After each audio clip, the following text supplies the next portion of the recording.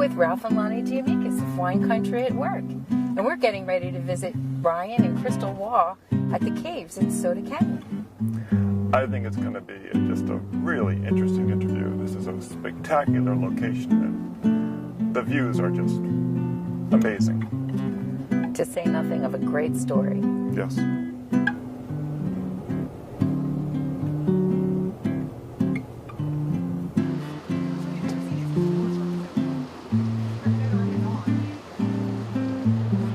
Good. Crystal, you're from Texas originally, yes? Yes, I am. How did you get here? Well, I came on vacation 10 years ago with 10 girls from Dallas and checked into the Villaggio Hotel in Yountville, and there was a featured winemaker named Ryan Waugh, who is now my husband. Oh my gosh. So 10 years later, here I am. I'm in the wine business, 2 kids and a winery, 2 wine labels. That's a very romantic story. It's very romantic, yeah. We dated long distance for a year. We saw each other every weekend, typically 4 to 5 days out of every week. And he said, are you going to be the president of Neiman Marcus, or should you move out to Napa and we'll continue on with this wine business? And it was a no-brainer. So, of course, I said, I'm moving to Napa, and here I am. Fantastic decision. Working at Neiman Marcus and working in a winery has got to be, You know, it's interesting. The similarities are it's all about customer service, and it's all about the customer experience. It's all about a high-end quality product and how you want to portray that product. And so those things are similar, but obviously we're selling very, very different things. And so I was able to actually translate a lot of my experience from my corporate life into the winery life. Now I've learned a lot about it, being married to a winemaker, and being the official wine taster for Waugh Cellars is my title. I'm the director of wine. I'm the director of quality control, is what my husband says. So I've learned a lot through being around him and tasting. And but I started off just as a consumer like everybody else. Wonderful. How did you get into making wine? What drew you into that field? One bottle of wine that I had my freshman year in college. It was given to me by my girlfriend at the time at Santa Clara. Her dad wanted to open up a bottle of wine from the year I was born. And so we picked out a bottle in his cellar, and it was a 1976 Stag's Leap Wine Cellars Cab, yes. Lot 2, which is the Fay Vineyard. At Stag's Leap, and I remember him opening it. They lived down in Carmel, Pebble Beach, and I was awkwardly swirling the wine, and I'm looking at Ted, and I smelled it and tasted it, and it was the most wonderful thing I had ever smelled and tasted in my life. I mean, your sense of smell is just so powerful, especially as it's tied to memory. And so when I talk about it, like I feel like I can smell it. Oh yes, you never forget. So good. I went to the library and I found some books on wine and started reading about them. And I said, I'd love to get a job. And so I called all the wineries around the Santa Cruz Mountains, and one of them, Michael McNeil, who's now the winemaker at Hansel, amazing man. He's kind of my mentor. He said, "Come on up," and he put me out in the vineyard, and I really enjoyed it. And so I was going to school, and I was working at this winery, and I was with him for 2 years. And then he said, "Why don't you go up to UC Davis and go to one of the career fairs? It kind of open your mind." And so I drove out there, and I met Marquetta from Chateau Potel. And she was looking for a part-time cellar master, work with the barrels. And so I took my junior and senior year at Santa Clara. I was Monday, Wednesday, and Friday working at Chateau Potel. So I would get up at 5 a.m. down at Santa Clara, and I'd drive up to the top of Howell Mountain, or top of Mount Veeder, and I would go do all the work they needed in the barrels and bottling and whatever. I was managing all their barrels, and then I graduated and moved up here, and I went to Trefethen, and I was working in a couple different tasting rooms and working with some grape growers, and I was working 7 days a week in all aspects of the business. And I'll never forget, before I moved, I told my parents that I was not going to go to medical school, because I'd taken the MCAT and did all that, and at graduation I told them I wasn't going, and that didn't go over so well. And they love it now. My mom justifies it by saying I'm in internal medicine. Right. So that's good. Well, you certainly have a much nicer lifestyle. Yeah, I mean, it is. I mean, now, family is really important to us. Our boys are incredibly important to us. We can incorporate all of that in this industry, and it's... You're out in the fresh air. You're amazing. In the country. You're in one of the most beautiful places on the planet. Yeah. And you're not dealing with sick people all the time. Yeah. That's a good point. People you run into all the time are mostly in a good mood. Yeah. And nice. if not, we're going to try to put them in a good mood. Exactly.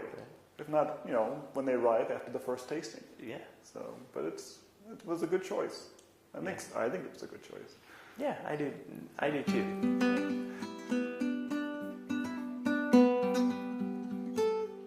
People oftentimes underestimate how important the winery experience is for the people visiting. Right. Because in truth, most people's palates are not that good. Everybody thinks they've got a good palate. I guess you like what you like. Well, that's the important thing. They know Right. what they like, but in Right. terms of, you put them down at a side-by-side tasting of 8 Cabernets, it's not that easy to tell the top-ranked Cabernets apart. Not necessarily. That's true. No. Not But they necessarily. will tell you the difference between, well, I went to this cave, or we were out in the vineyards, or we were in a tasting room downtown. That experience they understand. Yeah, I think our motto of the cave here is, they're not going to remember what you say, they're going to remember how you made them feel. And so when we invite people to come and join us for a tasting and a tour, we like for them to feel like they're a part of this, that they're connected to the winery, that they're connected to the family. Since we've got 4 winery families here, we're pouring 4 different labels. We like for people to feel like they're sitting with each of the winemakers or with a member of each of the families, and that they it's personal for them, and they feel a connection. Right, and that's the biggest complaint people will make, is that the winery was impersonal. I've heard that a lot. I've heard that a lot from folks that have visited other places that just feel like it was more of a, and they love to be educated, but that it was more of a, let me tell you what you're tasting, versus me asking them, what are you tasting? What do you like about this? What do you not like about this? And we let them decide what they're enjoying, and we don't tell them what they're enjoying. Everybody's got a different palate, so we just like to lay out a bunch of different wines, whites, reds from all the families, and let them decide for themselves.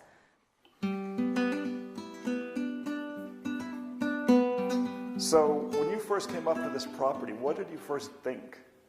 I mean, was there even a road? No road, no well, no permits. It was just a raw 41-acre piece of property with a great view on either side. Right, made mostly out of rock. Yeah, all rock. The grades were 30% to 70%. So you sort of, vineyards were out of the equation. Right. You can't do that right. But I remember standing up on top and looking out at the Soda Canyon side to the east and the Napa Valley side to the west.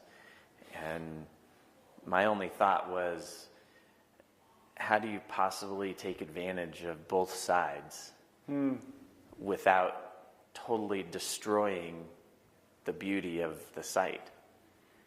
And there's only one answer. You got to go underground. I mean, if we were to build a 20,000 square foot building plus the parking and the crush pad out front, I mean, we would have to level this entire mountain, and then you'd destroy the beauty of it. One of the things we're really proud of is we've only disturbed about 2 acres of the 41 acres. That's remarkable. The rest of it is pristine and it's stunning. Well, the fact that you go through the cave and pop out the other side Right. was an amazing surprise to me. Yeah. But it makes perfect sense. It's funny because it ended up being one of Crystal and I's biggest surprises, because we envisioned it a decade ago, and it took us that long to realize it. I mean, it was just last year, March 19th, and that was our light at the end of the tunnel. Huh? Yeah, I mean, really. And now we get to walk out there every day. It's pretty awesome.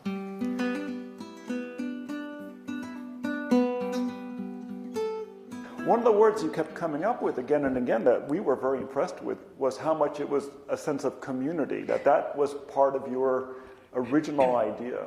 My goodness, we acquired the property about 9 years ago, and from the very beginning, the vision was community. It wasn't about one family or one vineyard or one varietal.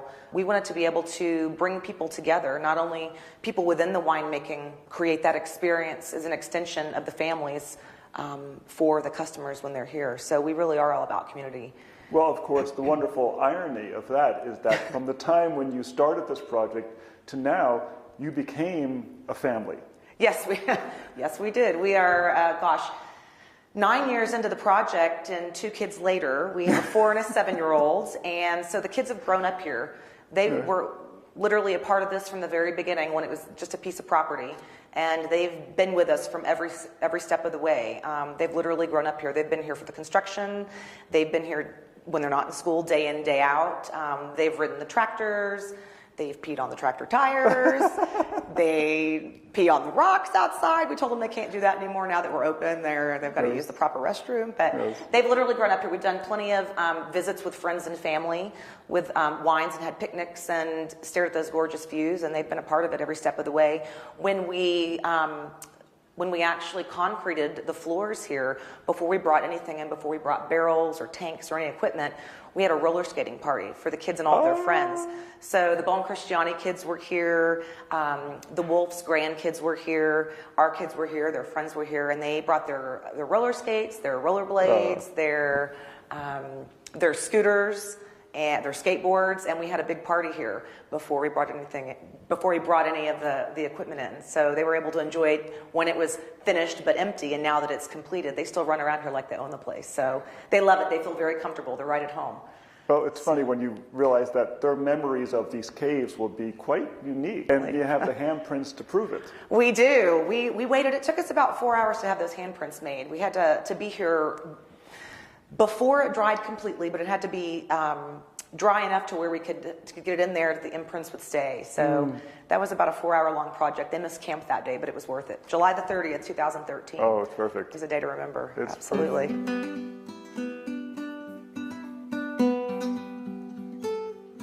Wine business by its nature is patient. Yes. And building caves is a very patient process. Yeah. But you've been doing this for a dozen years. Yeah. Yeah. I always tell people, when people ask about making wine and what's it like, and they really want to know about it, I say it's an exercise in patience. I mean, things do not happen really, really fast at our level of winemaking. If you're maybe a Gallo or one of the bigger operations, things are moving a lot faster.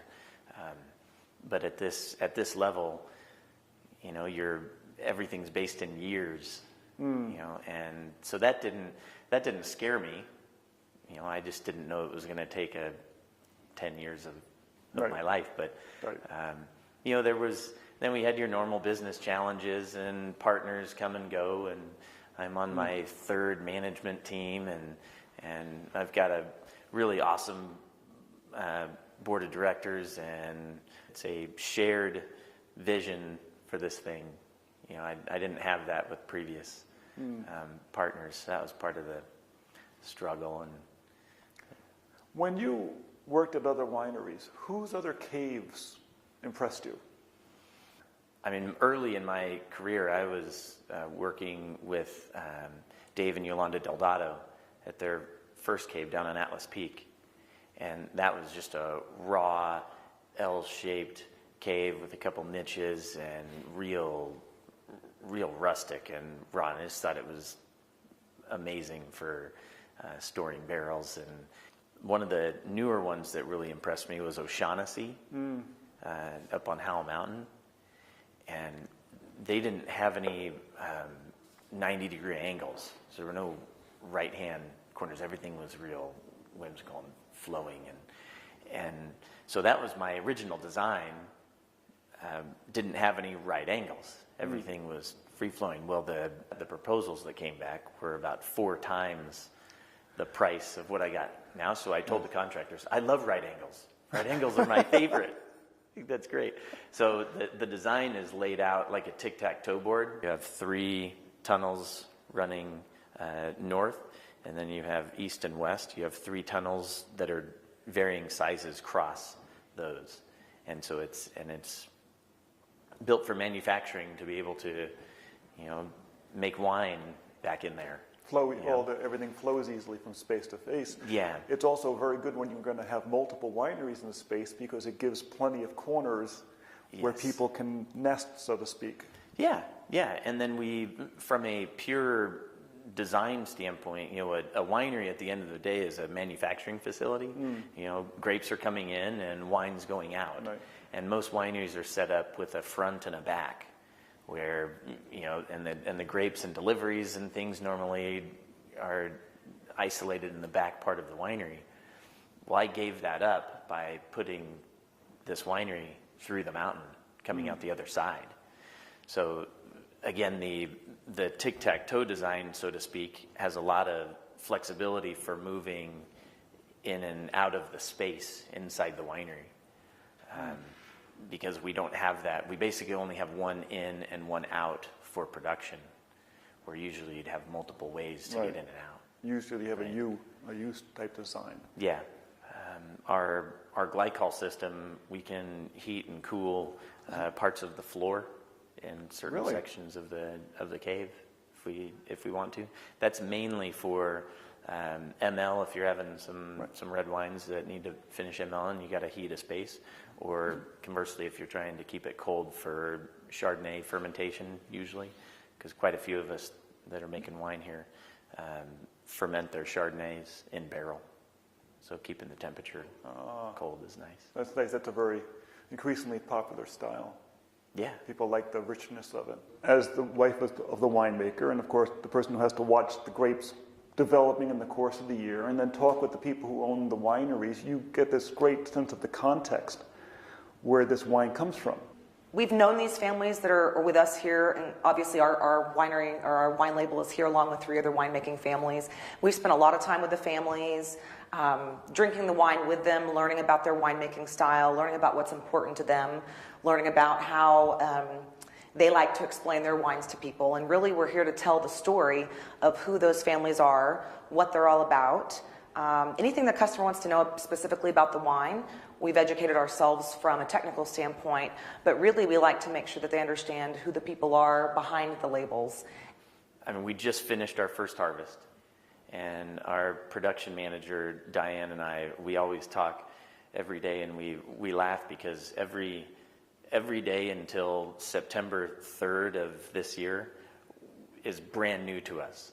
So this is the first time we're doing this particular thing, right? And so it's fun. It's also can be a little irritating because maybe you didn't design something exactly right.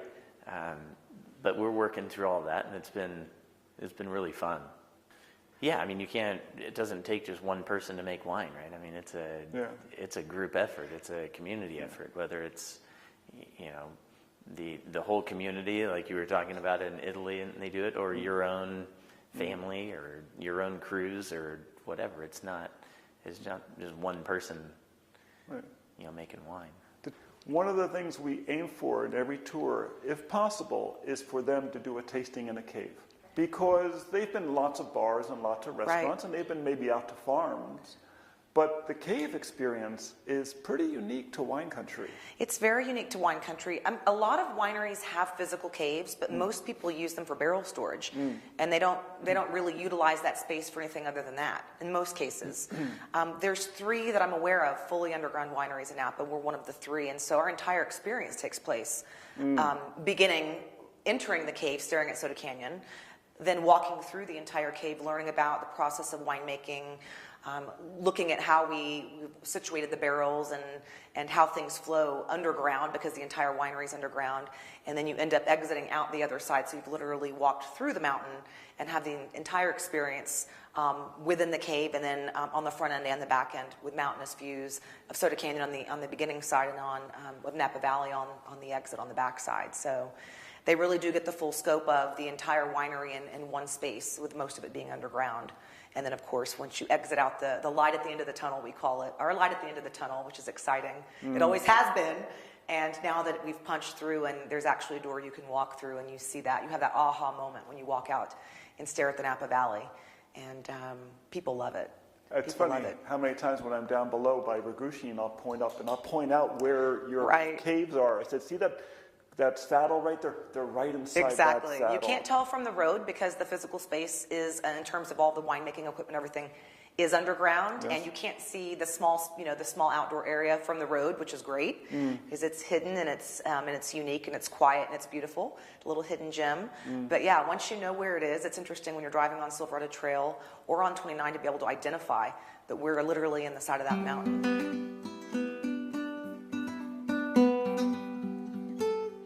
In putting this together, what was logistically the hardest part of it? Coordinating the efforts of the underground engineers, the cave guys actually doing the work, all the subs that are coming in to put everything in place. It's a very different environment than a building. I got a project manager dedicated. His name is Kelvin Morash, incredible man, and he put the whole thing together. Amazing. And it's tough, because this underground, how they work together side by side and what they're putting in. Right. I mean, I would not have been able to foresee a lot of those issues, and he was really, really, really good at it. Right, it's so different from a building, because with a building you have an exterior. People could work on the outside while people work on the inside. Correct. Here you only have an inside, and everyone wants to be in the same space at the same time. Exactly. Yeah, that was a big challenge, and I mainly sat back and watched him do that, and then I was on site every day making the little decisions that they needed to have made, as things were progressing.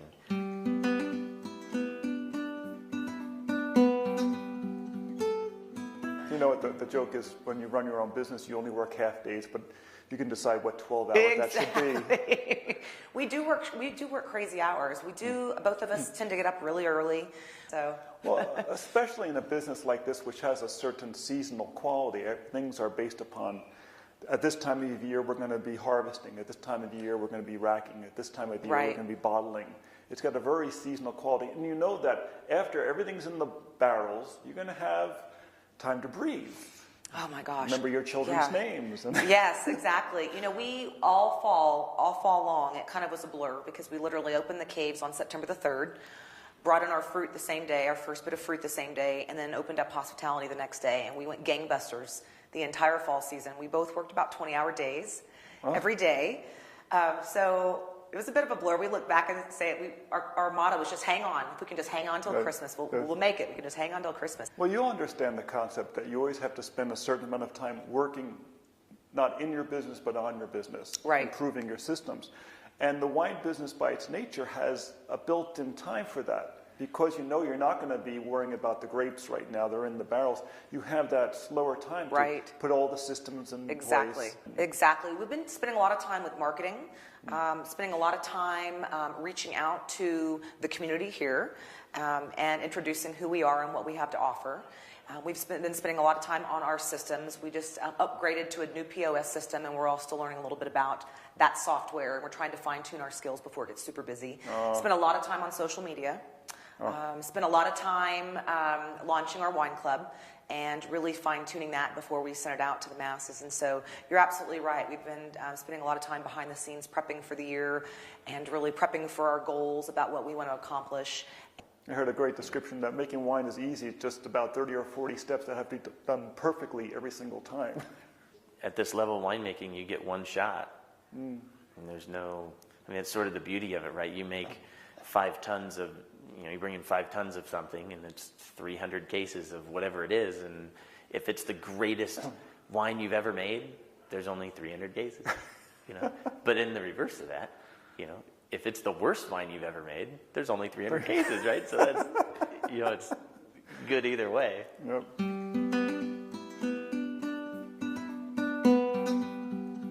If you go to a downtown tasting room where they pour the wines from 8 or 10 different wineries, well, it's still just a tasting room. Right. Here, when you're tasting from the 4 different families, well, there's their barrels. Right. There's the crush pad. There's the press that made them. Exactly. This is the place where the wine was created. Yes, they get to see everything as it stands. We're constantly working in the cellar, so we have our winemakers from each of the winemaking families spend quite a bit of time here. So on any given day, it's very possible that you as a consumer could run into one or all of our winemakers and ask questions. Everybody's very involved. Everybody's very down to earth. Everybody loves to educate and interact with customers. So at any given point in time, you as a consumer could also meet the people that actually make the wine or meet the families. The families spend quite a bit of time up here as well. Right. So, well, for them, for the families that produce the wine, this is just a wonderful opportunity because it gives them an integrated place where they can have their wines, develop their project, know that there's a future because there's another 13,000 square foot of caves. Right. Yes, absolutely. This is a place where everybody involved in these 4 families can call home. It'll be interesting to see how and when those children who were roller skating inside the cave start helping out at the crush pad. Exactly.